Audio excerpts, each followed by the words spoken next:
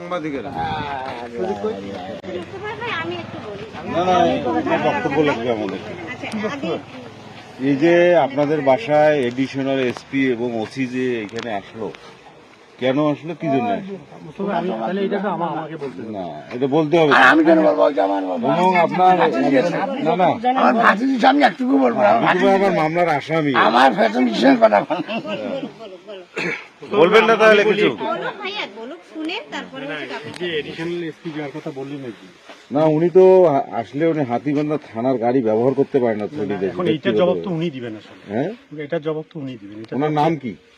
শওকত। ভালো নাম কি ওনার? ভালো নাম শওকত। উনি কোথায় এখন এনার আছেন? বাড়ি হচ্ছে আপনার কারবালা ডি। হ্যাঁ। তো উনি হচ্ছেন আমাদের বন্ধু মানুষ, হুম, ঠিক আছে। ওনারা আজকে একটা ওনাদের আইইবির থেকে আমাদের কম্বল বিতরণ ছিল আর কি, শীতবস্ত্র বিতরণ অডিটোরিয়ামে। এটা হয়তো আপনারা জানেন, যেহেতু থানায় ওসি আসছিলেন। শেষ করতে দেন না কথা। আমি কথাটা বলি। তো এখানে শীতবস্ত্র বিতরণ প্রোগ্রাম থাকার কারণে টিউনো মহোদয় ছিলেন প্রধান অতিথি। এখন যেহেতু শওকত আমাদের বন্ধু মানুষ, উনি ঢাকা থেকে আসেন, ওনার এলাকাতেও কম্বল বিতরণের একটা প্রোগ্রাম আছে। উনি যেহেতু এলাকায় আসছেন, সেই সুবাদে উনিও ইনভাইটেড ছিলেন এখানে। মানে আমাদের ফ্রেন্ড সার্কেলটাও bankers association, Dhaka bank plus IEB. আপনার বন্ধু আপনার বাড়ির পার্সোনাল বাড়িতে দাওয়াত করলেন না কেন? আমার 98 ব্যাচ। এই বাড়িটাতে সমস্যা, মানে এটা বাড়িও তো আমারই বলা যায়। আপনার গ্রামের বাড়ি কোথায়?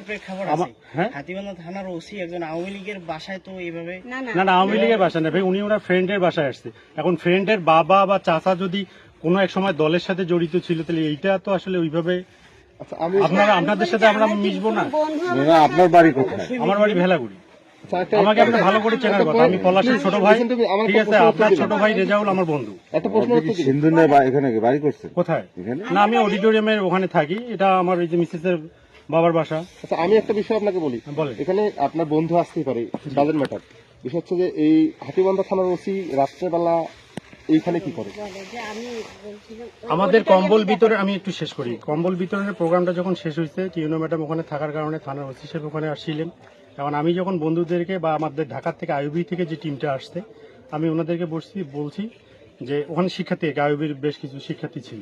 আমি ওনাদেরকে বলছি যে তোমরা যারা আসছো ওখান থেকে, তোমরা রাতের বেলা আমার ওখানে একটু খাবে।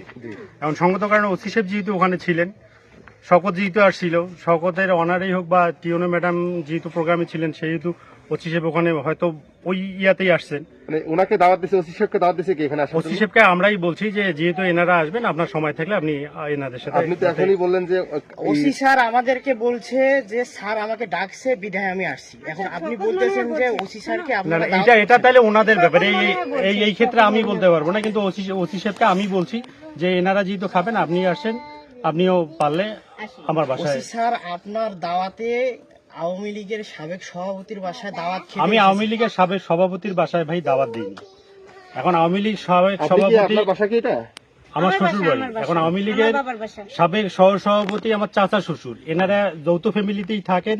এনার বাসা হচ্ছে পাশে, ঠিক আছে। এনারা 7 ভাই এখানে থাকেন, এনারা এই পোর্শনে থাকেন, মাঝখানে ছোট। বক্তব্য নেব। ঘটনাটা হইলো এইটাই।